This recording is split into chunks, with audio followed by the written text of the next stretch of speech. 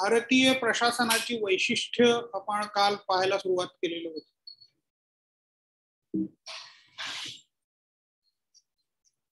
त्याच्यामध्ये पहिल्यांदा आपण पाहिलं शासन आणि प्रशासन. शासनाचे 3 भाग, कायदे मंडळ, कार्यकारी मंडळ आणि न्याय मंडळ. कायदे मंडळाचे भारताच्या पातळीवरती पुन्हा 3 भाग, लोकसभा, राज्यसभा आणि राष्ट्रपती. राष्ट्रपतींचा कायदे मंडळाशी कसा संबंध आहे तेही आपण पाहिलं. त्यानंतर कार्यकारी मंडळ, त्यामध्ये राजकीय आणि अराजकीय. आणि राजकीय मध्ये प्रत्यक्ष किंवा वास्तविक आणि नामधारी. वास्तविक आणि नामधारी अशा 2 प्रकारचं कार्यकारी मंडळ. वास्तविक मध्ये पंतप्रधान आणि त्यांचं मंत्रिमंडळ आणि नामधारी मध्ये राष्ट्रपती, उपराष्ट्रपती यांचा समावेश होतो. अराजकीय कार्यकारी मंडळामध्ये आपण पाहिलं की प्रशासनाची सगळी उदाहरणं पाहिली. कॅबिनेट सेक्रेटरींचा फोटोही आपण काल पाहिला. त्यांच्याविषयीचं विकिपीडियाचं आर्टिकल मी तुम्हाला दाखवलं. न्यायमंडळाविषयी पण आपण चर्चा केली. आज आपल्याला आता प्रशासनाविषयी आणखीन पुढे प्रशासनाची वैशिष्ट्य पाहायची आहे.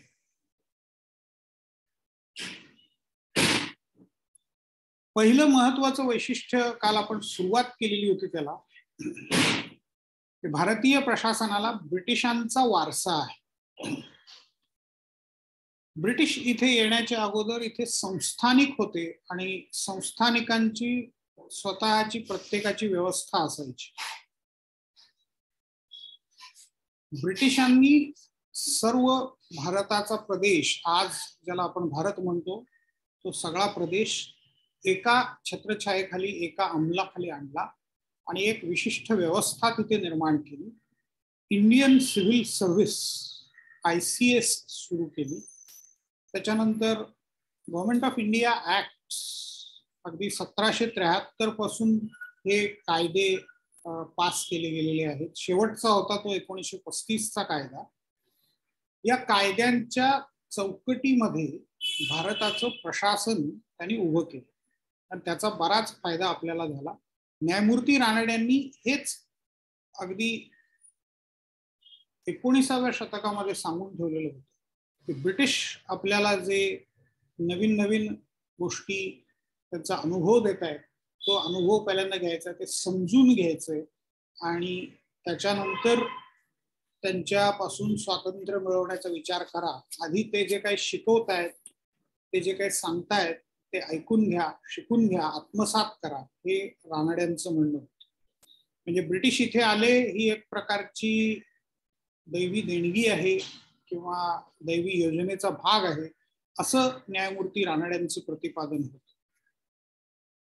अर्थात मी हेही तुम्हाला सांगितलं की ब्रिटिशांच्या अन्यायकारक प्रवृत्तीचा किंवा विकासाला खीळ घालणं, दारिद्र्य वाढवणं, या सगळ्या गोष्टींना त्यांनी विरोध केलेला होता, याच्यावरती टीका केली आणि त्याच्या संबंधाने बरेच निवेदनं त्यांनी ब्रिटिश सरकारला पण दिली. पण रानड्यांची दूरदृष्टी ही होती की ब्रिटिश जे सांगतायत ते शिकणं, आत्मसात करणं गरजेचं आहे. एकच फोन सायलेंट करणं होऊन गेलं.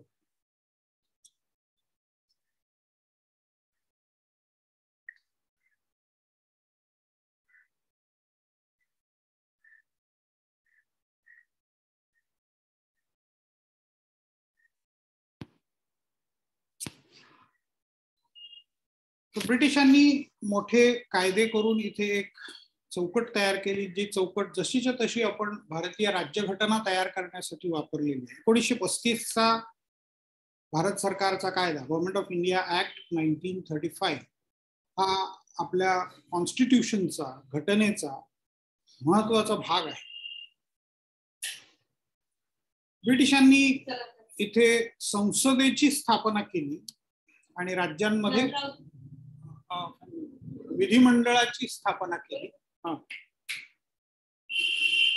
न्याय व्यवस्था, तुरुंग व्यवस्था, इंडियन पिनल कोड आणि संपूर्ण कायदे निर्मितीची प्रक्रिया, हे सगळं ब्रिटिशांनी आपल्याला दिलेल्या देणग्या आहेत. तुरुंग आपले जुने जर पाहिले तर सगळे ब्रिटिश काळात बांधलेले आहेत. न्यायालय आजही अगदी छोट्या गावातली, छोट्या शहरातली न्यायालय, मुंबईचं आपलं हायकोर्ट जर तुम्ही पाहिलं तर ते ब्रिटिश बांधकाम आहे, हे अगदी स्पष्ट दिसतं. म्हणजे ब्रिटिशांनी त्यावेळेला सगळं बांधून ठेवलेलं आहे. इंडियन पिनल कोड IPC, आपल्याला हिंदी सिनेमाच्या माध्यमातून IPC ची बरीच माहिती होत असते. श्री 420 नावाचा सिनेमा आहे. 420 420 हे IPCचं कलम आहे आणि फसवा फसवी किंवा लबाडी याच्यासाठी ते वापरले जाते.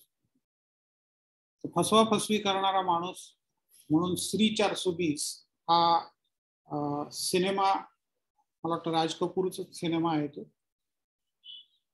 तर हे IPC जे आहे, इंडियन पिनल कोड, भारतीय दंड संहिता, क्रिमिनल ऍक्टिव्हिटीज म्हणजे गुन्हेगारी जे काही घडत जाते ती कशी हाताळायची, कुठल्या गुन्ह्याला कुठली शिक्षा द्यायची, ते इंडियन पिनल कोड मध्ये मांडलेलं आहे. आणि हे पिनल कोड ब्रिटिशांनी तयार करून दिले. म्हणजे न्यायालय त्यांनी बांधली, तुरुंग त्यांनी बांधले, पोलीस स्टेशन्स त्यांनी बांधली. पोलिसांची जी एक व्यवस्था आहे, म्हणजे कॉन्स्टेबल पासून ते कमिशनर पर्यंत, डायरेक्टर जनरल ऑफ पोलीस पर्यंत जे काही रचना आहे ती ब्रिटिश काळातली रचना आहे. मुंबईतली बरीचशी पोलीस स्टेशन्स तुम्ही जर जाऊन पाहिली, साऊथ मुंबईमध्ये कुलाबा पोलीस स्टेशन असेल किंवा MRA मार्ग पोलीस स्टेशन असेल, आता थोडंसं आधुनिकीकरणाला सुरुवात झालेली आहे, पण तेच पूर्वीचं ब्रिटिशांचं दगडी बांधकाम. रेल्वे व्यवस्था त्यांनी केली, भारतभर रेल्वे लाईन्स त्यांनी टाकल्या. अजूनही त्यावेळेचे लाकडी स्लीपर्स काही ठिकाणी आहेत, आता हळूहळू त्याची जागा सिमेंटच्या स्लीपर्सनी घेतलेली आहे. पण अजूनही बऱ्याच ठिकाणी ब्रिटिशांनी टाकलेली रेल्वे लाईन जशीच्या तशी चालू आहे. रस्ते बांधले, पूल बांधले. रेल्वे स्टेशनच्या जवळ पोस्टाचं आणि टेलिग्राफचं मोठं ऑफिस असेल, ही रचना पण त्यांनी करून ठेवलेली. मुंबईच्या छत्रपती शिवाजी महाराज स्टेशनच्या बाहेर, ज्याला पूर्वी विटी म्हणायचं, त्या विटीच्या बाहेर मोठं जनरल पोस्ट ऑफिस आहे, GPO आहे. पुण्यामध्ये गेलात, पुण्याच्या स्टेशनच्या बाहेर तुम्हाला GPO दिसेल. मोठ्या मोठ्या शहरांमध्ये सगळीकडे स्टेशनच्या जवळ पोस्ट ऑफिस, पत्राचा व्यवहार किंवा पत्र एका गावातून दुसऱ्या गावात रेल्वेच्या माध्यमातून पाठवली जायची. त्याच्यामुळे रेल्वे स्टेशन जवळ पोस्ट ऑफिस असणं, पोलीस स्टेशन कुठे कुठे असली पाहिजे, हे सगळं ब्रिटिशांनी ठरवून दिलेलं आहे. त्याच्या खाणाखुणा सगळीकडे अजूनही दिसतात. ब्रिटिशांनी बांधलेले पूल आजही जसेच्या तसे भक्कम आहे हे दिसतं. म्हणजे हा पूल याचं लाईफ संपलेलं आहे असं लेटर ब्रिटिश कंपनीकडून आलं, अशा बातम्या मधून अधून येत राहतात. ब्रिटिशांनी विद्यापीठ उभी केली, महाविद्यालये उभी केली, शाळा, वाचनालय आणि इतिहास संशोधनाला पण सुरुवात केली. समाजशास्त्र म्हणजे काय असतं, इतिहास कसा नोंदवायचा, हे सगळं ब्रिटिशांनी आपल्याला शिकवलं. आपल्याकडे शास्त्रशुद्ध पद्धतीने इतिहास नोंदवणं हेही फारसं कधी झालेलं नव्हतं. कारण आपल्याकडे बखरी असायच्या, राजाचे भाट असायचे. भाट याचा अर्थ राजाची स्तुती करणारे लोक, आणि हे भाट राजाच्या बखरी लिहायचे. बखर म्हणजे राजाच्या स्तुतीने भरलेलं सगळी स्तवनं असायची, काव्य असायचं. तर शास्त्रशुद्ध पद्धतीने इतिहास लिहिणं हे आपल्याला फारसं माहीत नव्हतं. क्वचित काही उदाहरणं असतील काही प्रवाशांचे अनुभव लिहिलेले असतील, पण एरवी इतिहास असा आपल्याकडे नव्हता. इतिहास संशोधनाला ब्रिटिशांनी सुरुवात करून दिली. मुंबई विद्यापीठ, मद्रासचं विद्यापीठ आणि कलकत्त्याचं विद्यापीठ ही विद्यापीठ ब्रिटिशांनी 19व्या शतकाच्या मध्यावरती सुरू केली. गावागावांमध्ये, अगदी फार छोट्या गावांमध्ये नाही पण मोठ्या शहरांमध्ये, ज्याला आज मेट्रो सिटीज म्हणतो, तिथे काही महाविद्यालय त्यांनी सुरू केली. एल्फिस्टन महाविद्यालय मुंबईमधलं ब्रिटिशांनी सुरू करून दिलेलं महाविद्यालय, सरकारी महाविद्यालय. वाचनालय सुरू केली. आगरकरांच्या किंवा गोपाळ हरी देशमुखांच्या लिखाणामध्ये त्याचा उल्लेख आहे. वाचनालय म्हणजे काय हेही आपल्याला फारसं माहिती नाही. तर वाचनालयामध्ये पुस्तकं कशी लावून ठेवलेली असतात, विषयवार वर्तमानपत्र असतात, मासिकं असतात, ती जाऊन वाचली पाहिजे. हे गोपाळ हरी देशमुख, त्यांनी शतपत्र लिहिली, ते गोपाळ हरी देशमुख. तर ते लोकांना समजावून सांगायचं की तुम्ही वाचनालयात जा, पुस्तकं वाचा, माहिती गोळा करा, ज्ञान मिळवा. ब्रिटिशांनी वाचनालय सुरू करून दिली. मोल्सवर्थ नावाचे एक ब्रिटिश गृहस्थ होते, त्यांची एक डिक्शनरी आहे, मराठी आणि इंग्लिश, म्हणजे मराठीतून इंग्लिशमध्ये आणि इंग्लिशमधून मराठीमध्ये. आता ते एका अमेरिकेच्या विद्यापीठाच्या साईटवरती मला ती डिक्शनरी त्यांनी डिजिटलाइज केलेली सापडली. Digital dictionary of south Asia असा त्यांचा प्रोजेक्ट आहे. शिकागो युनिव्हर्सिटीचं ही साईट आहे आणि तिथे तुम्ही आता शब्द टाकलात तर त्याचा अर्थ मोल्सवर्थनी जो देऊन ठेवलेला आहे. तर डिक्शनरी वगैरे हे सुद्धा कल्पना आपल्याला सगळ्या नवीन होत्या. संस्कृत वाङ्मयामध्ये बराच लिखाण झालेलं होतं किंवा बरीच सुभाषितं होती, पण त्याच्यानंतर प्रादेशिक भाषामध्ये असेल किंवा इंग्रजी, परकीय भाषांचं ज्ञान आपल्याला फारसं नव्हतं. या मोल्सवर्थनी मराठी आणि इंग्लिश अशी डिक्शनरी तयार करून दिली. तर भाषांच्या विकासाला सुद्धा एक प्रकारे ब्रिटिशांनी चालना दिली. धार्मिक आणि सांस्कृतिक सुधारणा याला सुद्धा ब्रिटिशांनी बरीच चालना दिली. मंगल पांडे नावाचा एक सिनेमा आहे, आमिर खानचा त्याच्यामध्ये मुख्य रोल आहे. मंगल पांडेचा रोल आमिर खाननी केला. मंगल पांडे हे तसं पहिले स्वातंत्र्य सैनिक असं म्हणता येईल. 1857च्या बंडाची सुरुवात त्यांनी केलेल्या गोळीबारामुळे झाली. या मंगल पांडे सिनेमामध्ये त्यांनी एका इंग्रज अधिकाऱ्यांनी सती जाताना एका बाईला कसं वाचवलं आणि तो कसा घेऊन येतो तो सीन दाखवला. पण असे बऱ्याच कथा घडलेल्या आहेत, अशा गोष्टी घडलेल्या आहेत. राजाराम मोहन रॉय हे भारतीय समाज सुधारक, पहिले आधुनिक भारतीय विचारवंत असं त्यांना म्हटलं जातं. तर त्या राजाराम मोहन रॉयनी ब्रिटिश सरकारला विनंती केली आणि त्यांच्या विनंतीवरून लॉर्ड बेंटिकनी सती प्रथा बंदीचा कायदा केला. अर्थात त्याच्यामुळे इथल्या लोकांचा रोष वाढत गेला आणि मग त्यातूनच पुढे 1857चं बंड झालं. त्या बंडाचाही बिमोड सरकारने केला, परंतु नंतर मग सामाजिक आणि धार्मिक सुधारणांमधून त्यांनी थोडीशी माघार घेतली. राणींनी 1858च्या जाहीरनाम्यामध्ये तसं स्पष्ट नमूद केलं की याच्या पुढे आम्ही तुमच्या सामाजिक बाबींमध्ये हस्तक्षेप करणार नाही. परंतु ही सगळी व्यवस्था चौकट त्यांनी उभी करून दिलेली आहे. तर हे पहिलं वैशिष्ट्य विस्ताराने तुम्हाला सांगता आलं पाहिजे. ब्रिटिशांचा वारसा म्हणजे ब्रिटिशांनी काय काय आपल्याला करून दिलं.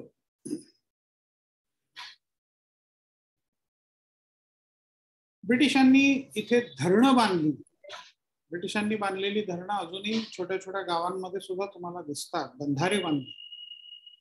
पाणी पुरवठा, घराघरांमध्ये नळामधून स्वच्छ पाणी, ही संकल्पना सुद्धा पहिल्यांदा त्यांनीच इथे राबवली. ब्रिटिशांनी वर्तमानपत्र सुरू केली. टाइम्स ऑफ इंडिया हे आता भारताच्या बऱ्याच मोठ्या शहरांमधून प्रकाशित होणारं दैनिक आहे. ते पहिल्यांदा इथे स्वातंत्र्यपूर्व काळामध्ये 19व्या शतकात ब्रिटिशांनी सुरू केलेलं. मग त्याचं अनुकरण करत मग प्रादेशिक भाषांमधली वर्तमानपत्र इथे निघाली आणि मग वर्तमानपत्रांनी मोठी चळवळ घडवून आणली. पण त्याची सुरुवात ब्रिटिशांनी करून दिली. ब्रिटिश उदारमतवादी अधिकारी या सगळ्या बदल घडवून आणण्यामध्ये पुढाकार घेतला. त्यांनी शेतीची पण एक व्यवस्था लावली. अर्थात त्याच्यामध्ये शोषण मोठ्या प्रमाणावरती केलं.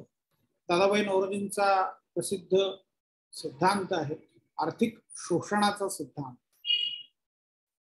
इकॉनॉमिक ड्रेन थिअरी त्याला म्हणतो. इथून कच्चा माल ते इंग्लंडमध्ये घेऊन जात होते, त्याच्यावरती तिथे प्रोसेसिंग करून पक्का माल तयार करायचे आणि तो भारतीय बाजारामध्ये दाम दुप्पट किमतीने विकायचे.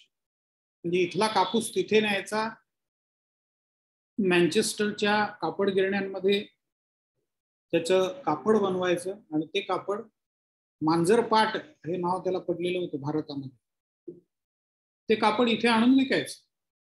तर हा प्रकार ब्रिटिशांनी केला. पण शेतीची एक निश्चित अशी व्यवस्था लावलेली होती. सैन्य उभं केलं. सैन्याच्या अनेक रेजिमेंट्स त्यांनी उभ्या केल्या. त्यांनी दिलेली नावं आजही जशीच्या तशी आहेत. Maratha light infantry, Gorkha regiment, Mahar regiment, जशीच्या तशी नावं आजही आहेत. तीच व्यवस्था आजही चालू आहे. पोलीस व्यवस्था मगाशी मी विस्ताराने तुम्हाला सांगितलं ती कशी अगदी स्ट्रक्चर, त्याच्यानंतर कामाचं विभाजन, पोलीस स्टेशन कुठे असलं पाहिजे, पोलीस स्टेशनचा रचना कशी असली पाहिजे, हे सगळं ब्रिटिशांनी आपल्याला करून दिलं.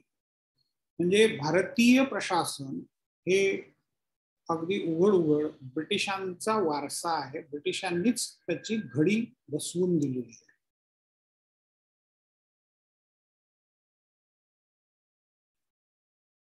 त्यांनी इथली संस्थानं खालसा केली. झाशी, ग्वाल्हेर, अगदी कोल्हापूरचं संस्थान असेल किंवा भोरचं संस्थान, सांगलीचं संस्थान, राजस्थानमधली अनेक संस्थानं, मध्य प्रदेशमधली अनेक संस्थानं, भारतभर पसरलेली जवळपास 500-550च्या वर संस्थानं होती. स्वातंत्र्य मिळालं त्यावेळेला साधारणपणे 562 संस्थानं विलीन झाली भारतामध्ये. पण इंग्रजांनी ही संस्थानं सगळी ताब्यात घेतली आणि मग 2 व्यवस्था इंग्रजांच्या काळामध्ये अस्तित्वात होत्या. एक होता संस्थानांचा भारत आणि दुसरा ब्रिटिश भारत, म्हणजे ब्रिटिशांची थेट सत्ता असलेला देश. जिथे जिथे संस्थानं होती तिथे अंतर्गत कारभार तिथल्या राजाच्या मर्जीप्रमाणे चालायचा. काल त्याची उदाहरणं मी तुम्हाला दिली. कोल्हापूरचे शाहू महाराजांनी आरक्षणाची व्यवस्था कशी आपल्या संस्थानामध्ये आणली, किंवा सांगली, भोर इथल्या राजांनी तिथल्या कलेला महत्व त्याचं कसं वाढवलं किंवा ते कला जोपासली, स्थानिकांना शिक्षण दिलं चांगल्या प्रकारचं. परंतु त्यांना स्वतंत्रपणे आंतरराष्ट्रीय व्यवहार करता यायचे नाही. सैन्य किंवा सैन्याच्या संदर्भातली कुठली कृती त्यांना करता यायची नाही. ब्रिटिशांच्या परवानगीशिवाय महत्वाचे राजकीय निर्णय घेता यायचे नाही. एक ब्रिटिश रेसिडेंट ऑफिसर हा तिथे कायम त्यांच्या दरबारामध्ये असायचा आणि त्याला विचारूनच सगळ्या गोष्टी कराव्या लागायच्या. ते ह्या 2 व्यवस्था ब्रिटिशांनी भारतामध्ये निर्माण केल्या. आता स्वातंत्र्यानंतर काय काय घडलं ते आपल्याला पाहायचं. स्वातंत्र्यानंतर वल्लभभाई पटेल हे गृहमंत्री होते. प्रशासनाची रचना ती आहे तशी टिकवून ठेवणं, त्याच्यामध्ये वल्लभभाईंचा वाटा, सरदार वल्लभभाई पटेलांचा वाटा मोठा आहे. ते त्याला स्टील फ्रेम ऑफ ब्युरोक्रेसी, प्रशासनाची किंवा नोकरशाहीची पोलादी चौकट असं नाव त्याला त्यांनी दिलेलं आहे.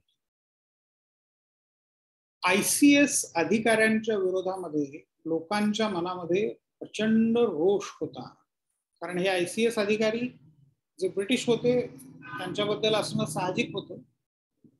ते अन्याय करायचे, अत्याचार करायचे, पण जे भारतीय ICS अधिकारी होते तेही ब्रिटिशांना सामील असायचे. अनेकांनी अनेक स्वातंत्र्य सैनिकांना पकडून दिलं, त्यांचा छळ केला.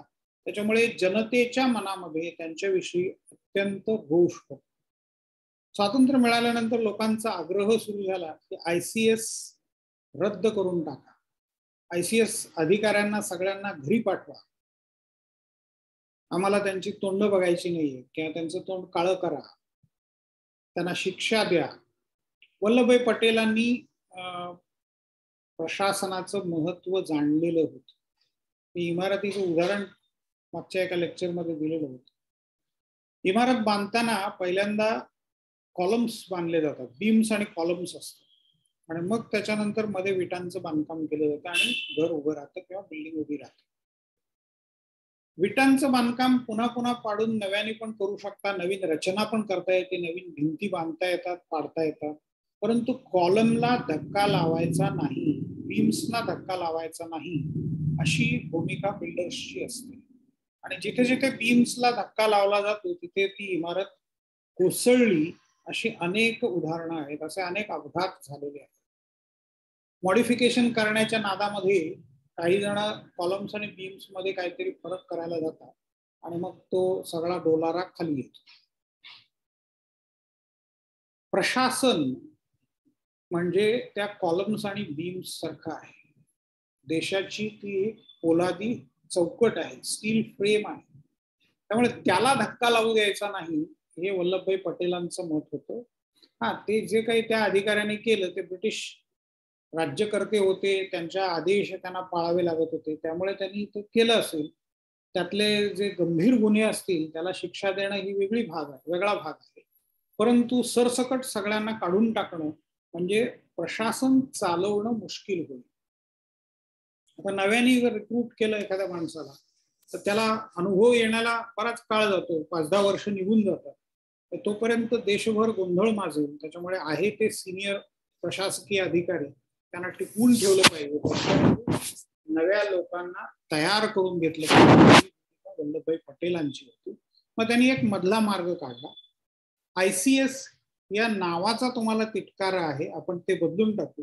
मग त्यांनी ICS च्या ऐवजी IAS हे नाव आणलं आणि आता इंडियन ऍडमिनिस्ट्रेटिव्ह सर्व्हिस असं त्याला म्हणतात. भारतीय प्रशासकीय सेवा, इंडियन ऍडमिनिस्ट्रेटिव्ह सर्व्हिस. मग त्याच्याविषयी घटनेमध्ये तरतुदी करण्यात आलेल्या आहेत.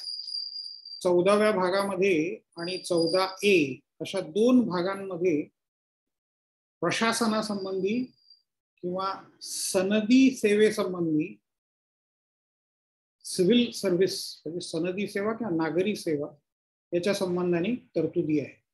कलम क्रमांक 308 ते 323 म्हणजे जवळपास 13+3 16 कलम ही त्याच्यासाठी खर्ची घातलेली आहे. मग कोणकोणत्या सेवा असतील, त्याच्यामध्ये 3 प्रकारच्या सेवा आहेत, ते आपण पुढे पाहणारच आहोत. अखिल भारतीय सेवा, केंद्रीय सेवा आणि राज्य सेवा. मग या सेवांमध्ये भरती कशी केली जाते? मग union public service commission UPSC, केंद्रीय लोकसेवा आयोग. त्याच्यानंतर प्रत्येक राज्यामध्ये असलेले राज्य लोकसेवा आयोग, महाराष्ट्र राज्य लोकसेवा आयोग, Maharashtra public service commission MPSC त्याला म्हणतात. तसं कर्नाटकचं आहे, गुजरातचं आहे, मध्य प्रदेशचं आहे, उत्तर प्रदेशचं आहे. प्रत्येकाचं स्वतःचं पब्लिक सर्व्हिस कमिशन म्हणजे लोकसेवा आयोग आहे. तेही लोकसेवा आयोग नोकर भरती करतात. त्याच्यानंतर इतक्या वेगवेगळ्या सेवांमध्ये ती भरती केली जाते अर्थातच. आणि सेवेमध्ये आल्यानंतर त्यांना प्रशिक्षण दिलं जातं आणि त्यांच्या काही तक्रारी असतील तर ते सोडवण्यासाठी ट्रायब्युनल्स किंवा लवाद मंडळ पण असतात. घटनेमध्ये या सगळ्या तरतुदी करून ठेवलेल्या आहेत.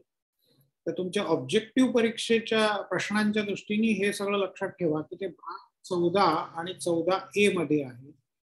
कलम क्रमांक 308 ते 323 मध्ये आहे.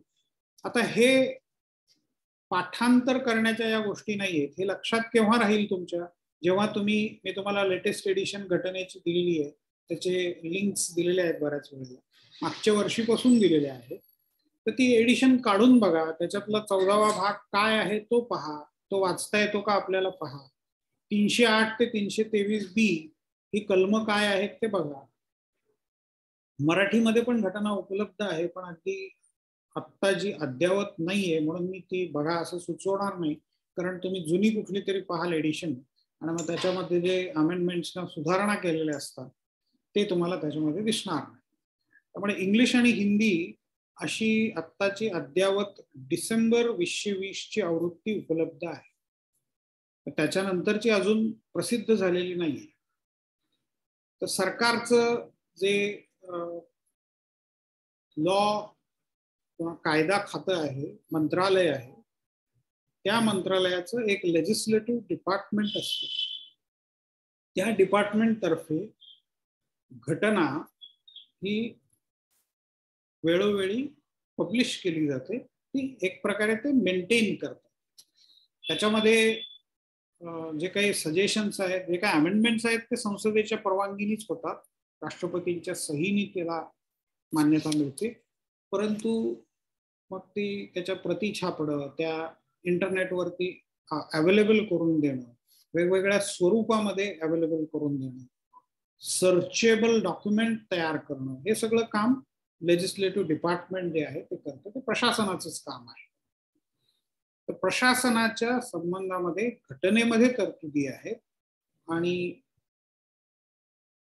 प्रशासकाला एकदा नियुक्ती झाली की सहजासहजी काढून टाकता येत नाही.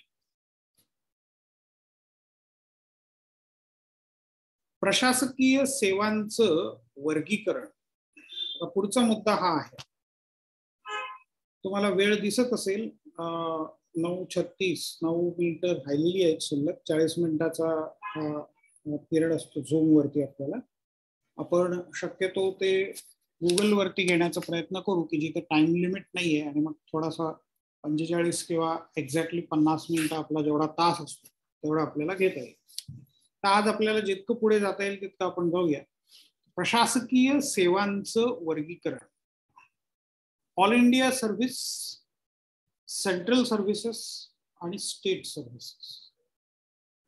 म्हणजे प्रशासकीय सेवा 3 प्रकारच्या: अखिल भारतीय सेवा, केंद्रीय सेवा आणि राज्य सेवा.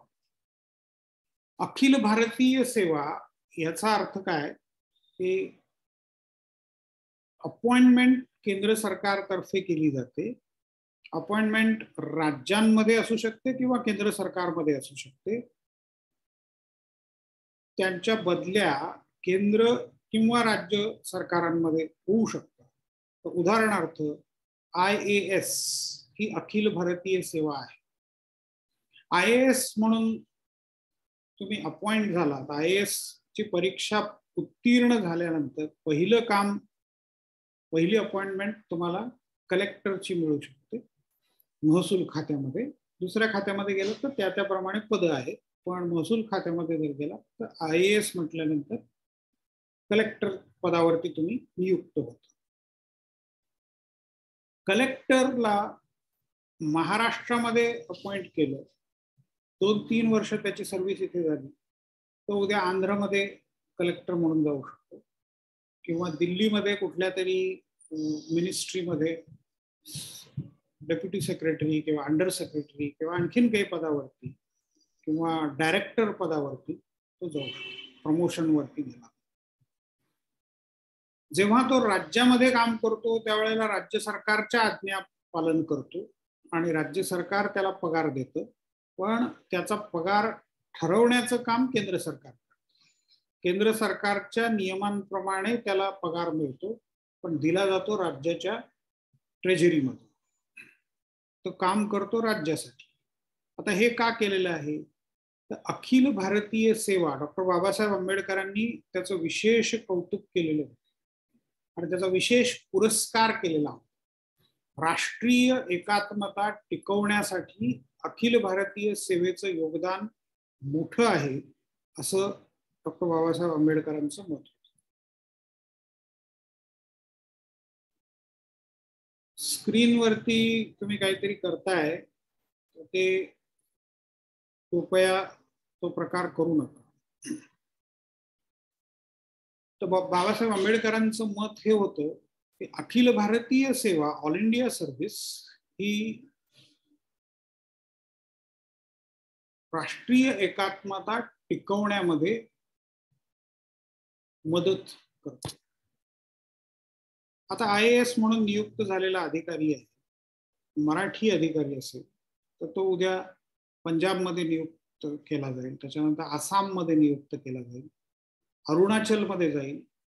सगळ्या भारताचा अनुभव घेऊन तो परत मुंबईमध्ये येईल. त्यावेळेला त्याला काम करणं अधिक सोपं जाईल, कारण त्याची दृष्टी विशाल झालेली आहे, दृष्टी व्यापक झालेली आहे. त्याला संपूर्ण भारताचा प्रश्न माहिती आहे. त्या संदर्भात जेव्हा तो मुंबईकडे बघायला लागतो त्यावेळेला तो इथले प्रश्न काही चुटकीसरशी सोडवू शकतो. तसंच एखादा चेन्नई मधला अधिकारी असेल, तमिळनाडू मधला अधिकारी, तोही भारतभर फिरतो, त्यावेळेला त्याची दृष्टी विशाल होते, व्यापक होते. अनुभव त्याच्या पाठीमागे दांडगा उभा राहतो आणि सगळा भारत हा आपला आहे ही भूमिका त्याची तयार होते. मग तो जिथे जाईल तिथे त्या गोष्टीचा प्रचार करायला लागतो आणि तिथली भाषा शिकतो. म्हणजे मुंबईमध्ये सुद्धा बऱ्याच वेळेला बाहेरचे लोक येतात, तर मग इथली मराठी भाषा शिकतात. मग ते जेव्हा मराठीतून बोलायला लागतात त्यावेळेला आपल्याला कौतुक वाटतं. अशा वेळेला या सगळ्या घडामोडींमुळे राष्ट्रीय एकात्मता वाढत जाते. अशा अधिकाऱ्यांकडून काही वेळेला चुकीचे शब्द वापरले जातात, गमती जमती सुद्धा होतात, पण तेही लोक समजून घेतात की हा प्रयत्न तरी करतो. आणि या सगळ्या गोष्टींमुळे आपोआपच राष्ट्रीय एकात्मता वाढायला लागते. सेंट्रल सर्व्हिसेस, आता इन्कम टॅक्स ही सेंट्रल सर्व्हिस आहे, केंद्रीय सेवा आहे. आता हे तुम्हाला ऐकून माहित असेल, पाहून माहिती असेल. इन्कम टॅक्स किंवा MTNL, BSNL हे सगळे केंद्र सरकारची खाती आणि केंद्र सरकारची महामंडळं आहे. स्टेट सर्व्हिसेस, मंत्रालयामध्ये काम करणारा हा राज्य सरकारी कर्मचारी आहे, किंवा ST मध्ये काम करणारा राज्य सरकारच्या महामंडळातला कर्मचारी आहे. तर अशा प्रकारचे 3 सेवा भारतीय प्रशासनामध्ये आहेत: अखिल भारतीय सेवा, केंद्रीय सेवा आणि राज्य सेवा.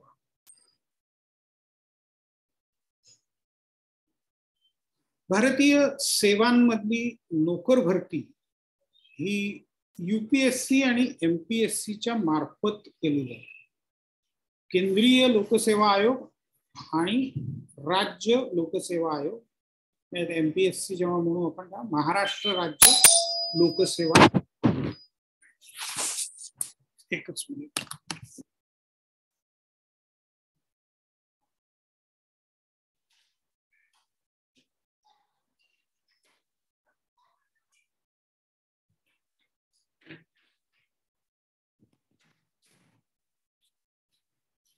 UPSC आणि MPSC हे स्वतंत्र घटनात्मक दर्जा असलेल्या संस्था आहेत. हे सरकारचा भाग नसतात. सरकार यांना फक्त नियुक्त करतं आणि एकदा नियुक्ती केल्यानंतर सरकारला त्यांच्या कामकाजामध्ये ढवळाढवळ करता येत नाही. हे स्वतंत्रपणे परीक्षा घेतात आणि उमेदवारांच्या शिफारसी करतात. IAS साठीची परीक्षा UPSC घेते, राज्य सेवा पूर्व परीक्षा, डेप्युटी कलेक्टर वगैरे साठीच्या, तहसीलदारासाठी, तलाठ्यासाठी परीक्षा MPSC मार्फत घेतली जाते आणि मग त्या अधिकाऱ्यांची ते शिफारस करतात की यांच्याकडे ही क्षमता आहे. सरकार अर्थातच UPSC आणि MPSCच्या शिफारसी कधीच टाळत नाही किंवा त्याला आव्हान देत नाही, कधीच नाकारत नाही, ते स्वीकारतात. UPSC आणि MPSC विषयी आपल्याला सिलेबसमध्ये चॅप्टर वाईज जेव्हा आपण जाऊ त्यावेळेला स्वतंत्रपणे पाहायचंच आहे. प्रशिक्षणासाठी व्यवस्था आहे लाल बहादूर शास्त्री अकॅडमी. परराष्ट्र सेवेसाठीचं प्रशिक्षण केंद्र दिल्लीमध्ये आहे. लाल बहादूर शास्त्री अकॅडमी मसुरीला आहे जिथे IAS ट्रेनिंग होतं. पोलीस प्रशिक्षण केंद्र वेगवेगळी भारतभर आहेत. राज्यांमधली स्वतंत्र पोलीस प्रशिक्षण केंद्र आहेत. IPS अधिकारी, इंडियन पोलीस सर्व्हिसच्या अधिकाऱ्यांसाठी राष्ट्रीय पातळीवरची पोलीस प्रशिक्षण केंद्र भारतभर वेगवेगळी पसरलेली आहेत. तर हे प्रशिक्षण चांगल्या प्रकारे दिलं जातं. भारतीय प्रशासनामध्ये इंग्रजीचा प्रभाव खूप मोठा आहे. म्हणजे पहिली काही वर्ष जोपर्यंत कोठारी कमिशननी सुधारणा सुचवल्या नाही 1968 मध्ये 68 मध्ये, तोपर्यंत फक्त इंग्रजीमधूनच UPSCची परीक्षा घेतली जायची. इंग्रजीचा प्रभाव आजही प्रचंड आहे. इंग्रजी येत असलं की भारतामध्ये एकूणच कुठल्याही क्षेत्रामध्ये त्या माणसाचा दर्जा वाढतो. मग प्रत्यक्ष बुद्धिमत्ता किंवा त्याच्या क्षेत्रामधलं काही कौशल्य त्याच्याकडे आहे की नाही याच्यापेक्षा इंग्रजी येण्याला अधिक महत्त्व आहे. आणि ज्याला इंग्रजी येतं तो सहज वेळ मारून येऊ शकतो. त्याचा कॉन्फिडन्स जास्त असतो. म्हणजे इथली व्यवस्थाच अशी आहे भारतातली. भारतीय प्रशासनामध्ये शहरी लोकांचा प्रभाव अधिक आहे, कारण खेड्यातल्या लोकांना तेवढ्या संधी मिळत नाही. त्यांचा भाषेचा प्रश्न असतो. त्यांना रेफरन्स बुक्स किंवा लायब्ररी फॅसिलिटीज, इंटरनेट वगैरे आत्ता सुरुवात झालेली आहे ते सगळ्या कानाकोपऱ्यांपर्यंत पोचायला, पण बेसिक फॅसिलिटीज नसतात. त्याच्यामुळे बऱ्याच जणांना अशी काही परीक्षा असते, आपल्याला हे पद मिळू शकतं हे पण माहिती नसतं. अधिकारी आला की अधिकाऱ्याकडे मान खाली घालून हात जोडून उभं राहायचं आणि बोलायचं, ही ब्रिटिश काळापासूनची परंपरा अजूनही बऱ्याच ठिकाणी जशीच्या तशी चालू आहे. खेड्यापाड्यांमध्ये, छोट्या गावांमध्ये, तालुक्याच्या ठिकाणी. त्यामुळे शहरी लोकांचं वर्चस्व, मध्यमवर्गीय, उच्च मध्यमवर्गीय, इंग्रजी शिक्षण घेतलेले जे उद्योजक आहेत ते आपल्या मुलांना IAS होण्यासाठी पाठवतात. म्हणजे या सगळ्या क्षेत्रामधून, या सगळ्या समाजाच्या घटकांमधून आत्तापर्यंत तरी लोक जात राहिलेले आहेत. 1968 मध्ये कोठारी आयोगाने याच्यामध्ये मूलभूत स्वरूपाचे बदल सुचवले. घटनेच्या 8व्या परिशिष्टामध्ये ज्या 22 भाषा नोंदवलेल्या आहेत, त्यावेळेला 22 नव्हत्या पण आता 22 आहेत त्या, तर ज्या ज्या भाषा तिथे नोंदवल्या जातील त्या सर्व भाषांमधून UPSCची परीक्षा घेतली जावी अशी सूचना त्यांनी केली. UPSC आणि सरकारने ती मान्य केली. त्याप्रमाणे आता तेवढ्या भाषांमधून UPSCचे पेपर्स घेतले जातात. चाळणी परीक्षेची तरतूद कोठारी कमिशननी केली, त्याच्याविषयी पण कालच्या लेक्चरमध्ये आपण चर्चा केलेली होती. ते लेक्चर YouTubeवरती अवेलेबल आहे, ते तुम्ही जरूर पहा. चाळणी परीक्षा म्हणजे प्रिलिम परीक्षा ज्याला म्हणतो आपण, ते प्रिलिम परीक्षेला किती विद्यार्थी, किती उमेदवार असावेत याला बंधन नाही आहे. परंतु मग आपण काल पाहिलं की मेरिट लिस्ट काढली जाते, गुणवत्ता यादी काढली जाते. आणि गुणवत्ता यादी कशावरती ठरते? जितक्या जागा आहेत तेवढीच गुणवत्ता यादी असते, अंतिम गुणवत्ता यादी. म्हणजे 10 जागा असतील तर प्रिलिम परीक्षेमध्ये 30 निवडले जातील, मधल्या परीक्षेमध्ये आणखीन थोडेसे कमी निवडले जातील, लेखी परीक्षेमध्ये. इंटरव्ह्यूमध्ये फायनली सिलेक्शन फक्त 10 जणांचंच केलं जाईल. पण चाळणी परीक्षा ही ऑब्जेक्टिव्ह वस्तुनिष्ठ प्रश्नांची असते आणि आता त्याचं चेकिंग जे आहे ते कॉम्प्युटराइज्ड पद्धतीने केलं जातं, त्याच्यामुळे त्याच्यात चुका होण्याची शक्यता खूपच कमी राहते आणि त्याचा वेगही प्रचंड वाढलेला आहे. संगणकाच्या वापराने सगळ्याच बाबतींमध्ये, अगदी अर्ज स्वीकारण्यापासून ते निकाल लावण्यापर्यंत सगळ्याच बाबतींमध्ये प्रचंड क्रांती घडवून आणलेली आहे. एकूणच प्रशासनामध्ये, त्याला ई गव्हर्नन्स असं म्हणतो, याच्यामुळे ट्रान्सफॉर्मेशन झालेलं आहे. म्हणजे आमूलाग्र बदल ज्याला म्हणतो आपण, ते घडून आलेले दिसतात. परंतु भारतीय प्रशासकांमध्ये अजूनही वसाहतवादी काळातली मानसिकता आहे. ब्रिटिशांनी जे पायंडे पाडलेले आहेत की नागरिकांशी तुच्छतेनेच बोलायचं, आपण त्यांचे नोकर नाही आहेत, आपण त्यांचे स्वामी आहोत, आपण कोणीतरी सत्ताधीश आहोत आणि आपल्या मर्जीनुसार लोकांनी चाललं पाहिजे, आपले त्यांच्यावर उपकार आहेत, ही जी भूमिका ब्रिटिश काळामध्ये ब्रिटिशांनी मुद्दाम रुजवलेली होती, ती अजूनही बऱ्यापैकी जशीच्या तशी बऱ्याच प्रशासकीय अधिकाऱ्यांच्या डोक्यामध्ये असते.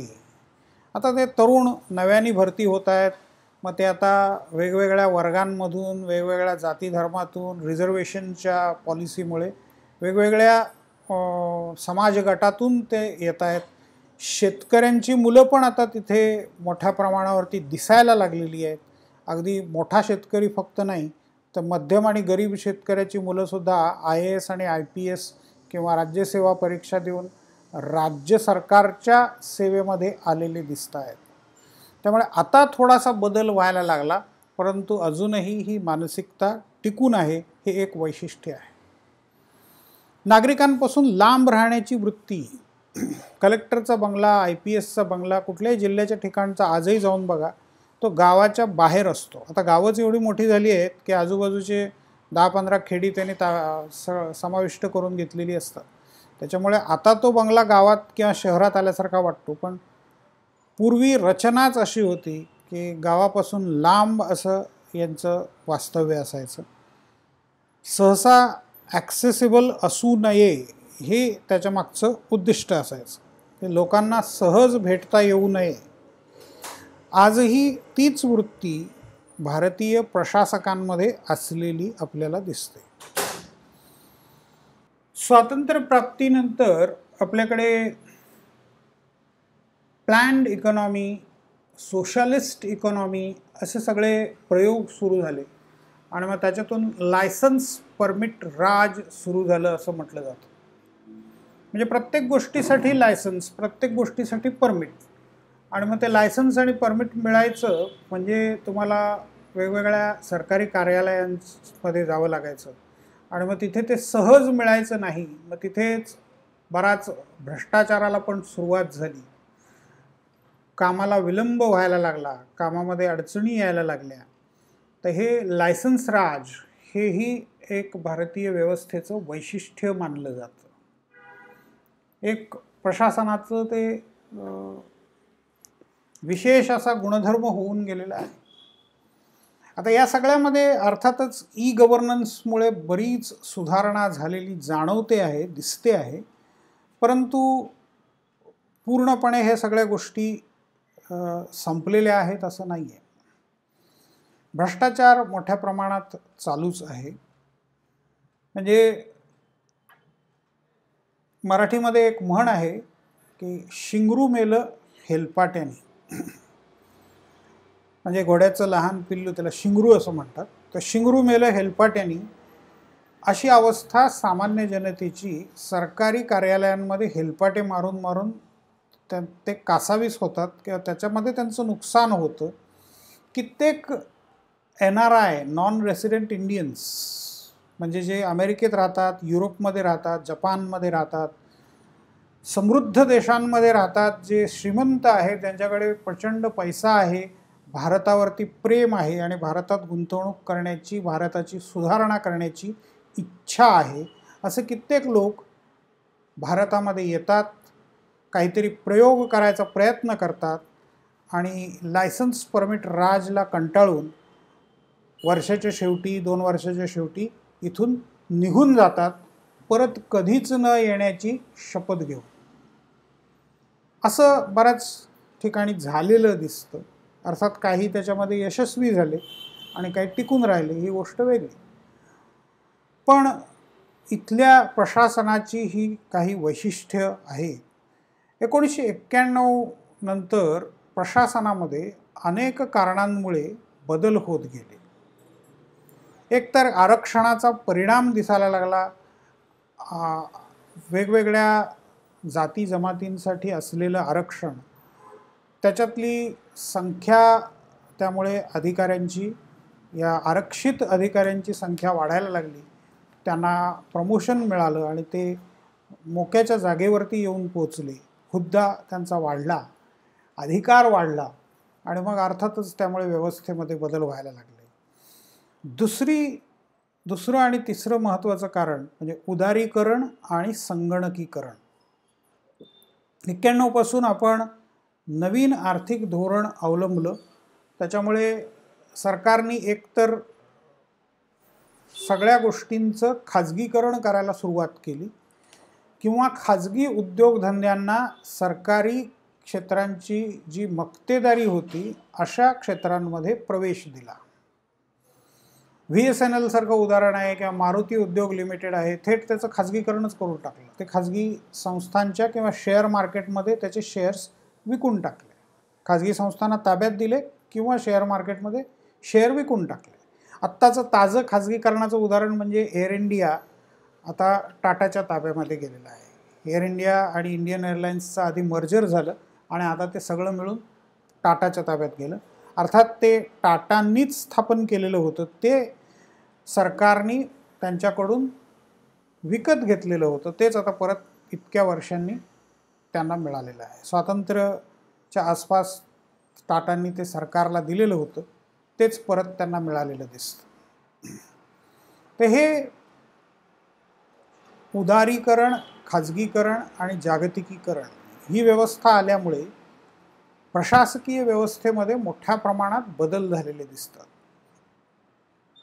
दुसरी गोष्ट साधारणपणे 80च्या दशकापासून जी आपल्याकडे सुरू आहे ते म्हणजे संपूर्ण प्रशासकीय व्यवस्थेचं संगणकीकरण, किंवा त्याला आणखीन एक मोठा शब्द आहे ज्याला ई-गव्हर्नन्स, ई-शासन असं म्हटलं जातं किंवा ई-प्रशासन असं म्हटलं जातं.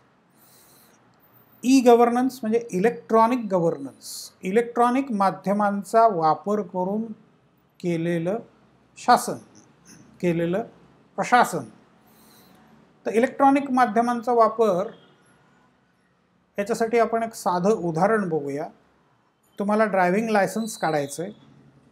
पूर्वी तुम्हाला ज्या ठिकाणावरून लायसन्स काढायचं आहे, तुम्ही ज्या क्षेत्रामध्ये तिथे जे RTO ऑफिस आहे, रिजनल ट्रान्सपोर्ट ऑफिस आहे, त्या RTOच्या कार्यालयामध्ये जाऊन पहिल्यांदा फॉर्म मागावा लागायचा.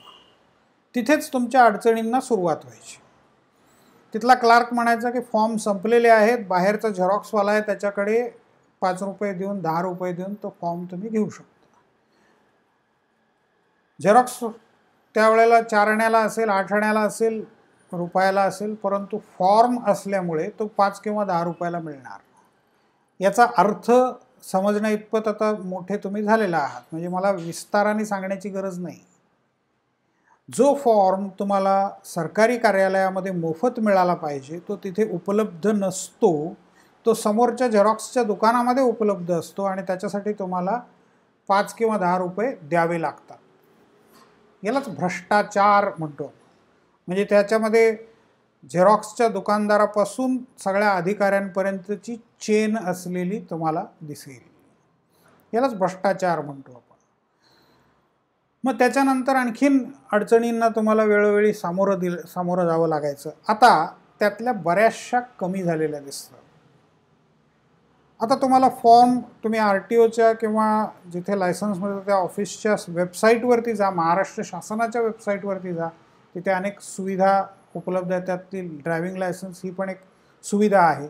भारत सरकारच्या साईटवर पण ती सुविधा आहे. मग तुम्ही कुठल्या राज्यात आहात, कुठल्या एरियामध्ये आहात, तिथे तुम्हाला तो फॉर्म दिला जातो. तो फॉर्म तुम्ही प्रिंट घेऊ शकता किंवा इलेक्ट्रॉनिकली पण पाठवू शकता. प्रिंट घेऊन तो तिथे नेऊन सबमिट करू शकता. म्हणजे निदान फॉर्म मिळण्यामधल्या ज्या अडचणी आहेत त्या तरी दूर झालेल्या दिसतात.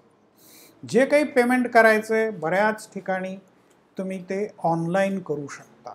तुम्हाला पासपोर्ट काढायचा आहे, पूर्वी एजंट गाठावा लागायचा, एजंटकडे फॉर्म असायचे, ते फॉर्म भरावे लागायचे, एजंटला वेगळी फी द्यावी लागायची. आता बिना एजंटचा तुम्ही टुरिस्ट व्हिसा तुम्हाला मिळवायचा आहे किंवा पासपोर्ट तुमचा काढायचा आहे तर बिना एजंटचं तुम्ही काम करू शकता. तुम्ही ऑनलाईन फॉर्म भरायचा आहे, सगळे डॉक्युमेंट्स जोडायचे आहेत, ऑनलाईन फी भरायची, ऑनलाईन अपॉइंटमेंट फिक्स करायची आणि त्या दिवशी त्या वेळेला तिथे जायचं. म्हणजे गर्दीचाही प्रश्न नाही, लाईन लावून उभं राहणं, ताटकळत उभं राहणं हाही प्रश्न नाही. याला म्हणतो आपण इलेक्ट्रॉनिक गव्हर्नन्स. तुमच्या मोबाईलवरून, तुमच्या कॉम्प्युटरवरून किंवा एखाद्या नेट कॅफेमध्ये जाऊन तिथल्या कॉम्प्युटरवरून, तुमच्या कार्यालयातल्या कॉम्प्युटरवरून, कुठूनही तुम्ही या सगळ्या गोष्टी करू शकता. ज्या दिवशी अपॉइंटमेंट आहे त्या दिवशी तुम्ही ऑफिसमध्ये गेलात, तिथेही तुमचे डॉक्युमेंट्स त्यांच्या कॉम्प्युटरवरती समोर दिसत असतील, ते तुम्हाला व्हेरीफाय करतील, तुमच्या बोटाचे ठसे घेतील, तुमच्या आयरिसचे फोटो कॅप्चर करतील, तुमचे फोटो घेतील वेगवेगळ्या अँगल्समधून, त्यांचं समाधान होई तोपर्यंत तुमची डॉक्युमेंट्स प्रत्यक्ष तपासून पाहतील, व्हेरीफाय करतील आणि तुम्हाला पुढे पोलीस व्हेरिफिकेशन करून पासपोर्ट घरी पाठवला जाईल. आता ही अत्यंत सोपी अशी प्रक्रिया झालेली आहे. तुम्हाला प्रॉपर्टीचं रजिस्ट्रेशन करायचं आहे, त्याच्यासाठी सुद्धा तुम्ही तुमची तारीख आणि कुठे करायचं आहे ते व्हेन्यू ठरवून घ्या, ते ऑफिस ठरवून घ्या, अपॉइंटमेंट तुम्हाला मिळेल आणि ते डॉक्युमेंट्स ज्या दिवशी रजिस्ट्रेशनची प्रोसेस पूर्ण होईल त्या दिवशी संध्याकाळी किंवा दुसऱ्या दिवशीपर्यंत तुम्हाला मिळून जाते. पूर्वी याच्यासाठी 6 महिने लागायचे आणि याच्यामध्ये बराच मोठा भ्रष्टाचार चालायचा. त्याला बऱ्यापैकी आळा बसलेला दिसतो. कितीतरी गोष्टी संगणकामुळे सहज झालेल्या दिसतात, सोप्या झालेल्या दिसतात. संगणकीकरणामुळे सोप्या झालेल्या दिसतात. माणसांचा प्रत्यक्ष संबंध टाळला जातोय आणि बरीचशी कामं संगणकाच्या माध्यमातून होत आहेत. इम्पर्सनल म्हणतो आपण त्याला. संगणक, तुम्ही कोण आहात, तुम्ही कोणत्या जातीचे आहात, काळे आहात का गोरे, उंची कमी आहे का जास्त आहे, जाडी कमी आहे का जास्त आहे, भाषा कोणती बोलता, संगणक हे काहीच लक्षात घेत नाही. त्याला दिलेले प्रश्न तो तुमच्यासमोर ठेवतो, त्याची उत्तरं तुम्ही बरोबर कशी द्यायची ते त्याला माहीत असतं. तुम्ही चुकीचं देत असाल तर तुम्हाला गाईड करतो, तुमच्याकडून बरोबर उत्तरं घेतो आणि तुम्हाला पुढचा मार्ग दाखवतो. तुमची अपॉइंटमेंट तुम्हाला हवी त्या वेळेला तुम्ही सेट करू शकता. म्हणजे तुमचा धर्म, जात, भाषा, प्रदेश याच्या आड येत नाही. तुम्ही स्त्री आहात का पुरुष आहात, कोणतीच गोष्ट, तुमचं शिक्षण किती झालं आहे, कोणतीच गोष्ट तुमच्या अपॉइंटमेंट मिळण्याच्या आड येत नाही. मग हेच जर माणसाच्या हातात असेल तर अर्थातच माणसाला भावना आहेत. तुमचं त्याच्याशी वाकडं तिकडं बोलणं झालं तर तो तुम्हाला उशिराची अपॉइंटमेंट देईल, अपॉइंटमेंट नाही म्हणून सांगेल. रेल्वे स्टेशनवरती मी घेतलेला अनुभव तुम्हाला सांगतो. रिझर्वेशनला पूर्वी लाईन लावावी लागायची. आता कित्येक वर्षामध्ये मला रिझर्वेशनसाठी लाईन लावलेली आठवत नाही. कारण मोबाईलवरून किंवा कॉम्प्युटरवरून घरात बसल्या बसल्या IRCTCच्या साईटवरून रिझर्वेशन करता येतं. मी आहे चेन्नईमध्ये, मला मुंबईवरून कोल्हापूरला जायचं आहे, तरीही ते रिझर्वेशन चेन्नईमधून करता येतं. मी कुठेतरी सिंगापूरमध्ये आहे आणि मला दिल्लीवरून कलकत्त्याला जाण्यासाठीचं पुढच्या महिन्यातलं रिझर्वेशन करायचं आहे, सहजपणे मी करू शकतो. याला म्हणायचं ई-गव्हर्नन्स आणि याला म्हणायचं ट्रान्सफॉर्मेशन. प्रचंड आमूलाग्र बदल झालेले आहेत. म्हणजे पूर्वी दिल्ली ते कलकत्ता जायचं तर आयदर तुम्ही दिल्लीमध्ये असले पाहिजेत किंवा मग दिल्लीच्या जवळच्या स्टेशनमध्ये असाल तर मग त्या क्लार्कला सांगा, विनवण्या करा, विशेष परवानगी घ्या आणि मग ते तिकीट बुक करा. मुंबईमध्ये कोटा दिलेला असेल तेवढीच तिकीटं तुम्हाला दिल्ली ते कलकत्त्याची मिळतील. आता तसं काहीही राहिलेलं नाही आहे. तुम्ही दिल्लीत असण्याची गरज नाही आहे. तुम्ही कुठेही असा, तुम्ही दिल्ली ते कलकत्ता तिकीट बुक करू शकता. तर त्या काळातला जेव्हा स्टेशनवर जाऊन रिझर्वेशन करावं लागायचं त्यावेळेचा अनुभव मी तुम्हाला सांगतो. IRCTCची साईट सुरू झाली होती पण ती तितकीशी चांगल्या पद्धतीने चालायची नाही. त्याच्यामुळे अजूनही स्टेशनवर जाऊन रिझर्वेशन करणं याच्यावरती लोकांचा जास्त विश्वास होता, माझाही होता. मी गेलो आणि काही कारणाने माझा त्या क्लार्कशी वाद झाला. त्यामुळे त्या क्लार्कनी ते मनात ठेवून मला थेट सांगितलं की तुम्हाला ज्या दिवशीचं रिझर्वेशन पाहिजे ते पूर्ण बुक झालेलं आहे आणि तुम्हाला रिझर्वेशन मिळू शकत नाही. म्हटलं वेटिंगचं तिकीट द्या, ते पण मिळू शकत नाही. मला एकूण त्याच्या बोलण्यावरून लक्षात आलं की हे काहीतरी चुकीचं सांगतोय.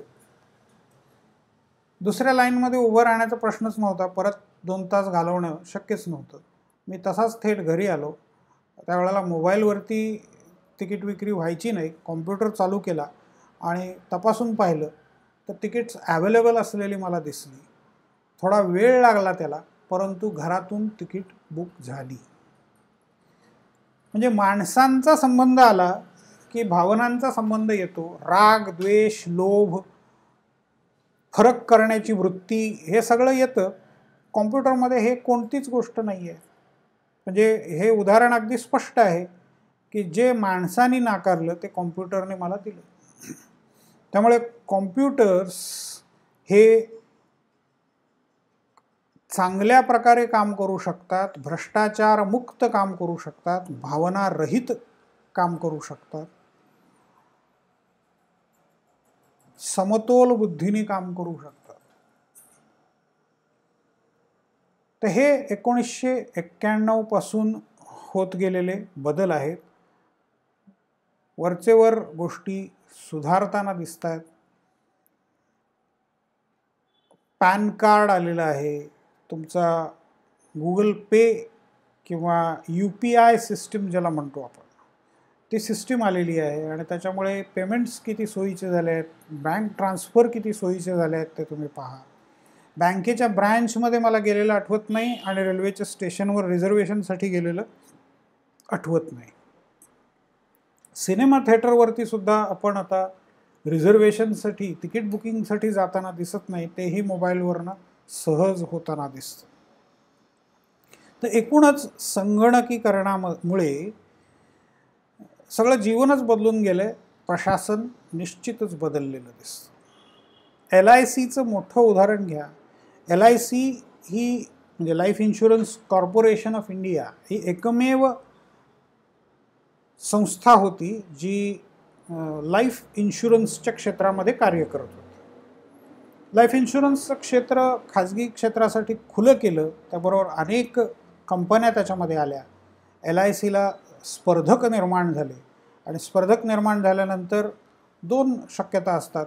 एक तर ज्यांची मक्तेदारी असते ते स्वतःमध्ये बदल करत नाहीत, प्रगती करत नाहीत आणि स्पर्धेमध्ये टिकू शकत नाहीत. मग ते एकतर विकले जातात किंवा नष्ट होतात. LICनी मात्र हे चॅलेंज स्वीकारलं. त्यांनी हळूहळू संगणकीकरणाला सुरुवात केली.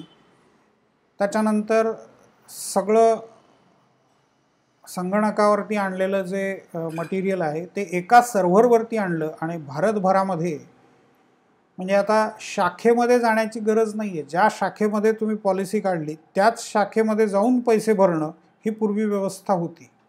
आता तुम्ही कुठेही अगदी बसमध्ये बसलाय, रेल्वेमधून घरी जाताय, लोकलमधून जाता जाता मोबाईल चालू केला, LIC पॉलिसीचा मेसेज आलेला दिसतो की पॉलिसीचं तुम्हाला पेमेंट करायचं आहे, प्रीमियम भरायचं आहे.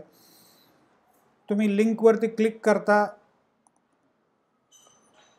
UPI किंवा क्रेडिट कार्ड, डेबिट कार्ड किंवा नेट बँकिंग कुठल्या तरी व्यवस्थेतून पैसे भरता आणि तुमचं प्रीमियमचं काम होतं, तुम्हाला रिसीट तिथल्या तिथे मिळते. हे LICनी करून दाखवलं. त्यामुळे LIC स्पर्धेमध्ये टिकून असलेली दिसते. LICच्या ब्रँचमध्ये जाण्याची आता गरज राहिलेली नाही आहे. तर हे भारताच्या प्रशासनामध्ये 1991 पासून बदल होत गेलेले आहेत. पहिल्या चॅप्टरची बरीच चर्चा आपली इथे झाली पूर्ण. इव्होल्युशन, भारतीय प्रशासनाची वैशिष्ट्य. आता पहिल्या चॅप्टरमधला एक भाग शिल्लक राहतोय की स्वातंत्र्य काळापासूनचं जिल्हा प्रशासन. तर पुढच्या तासाला आपण तो टॉपिक बघूया.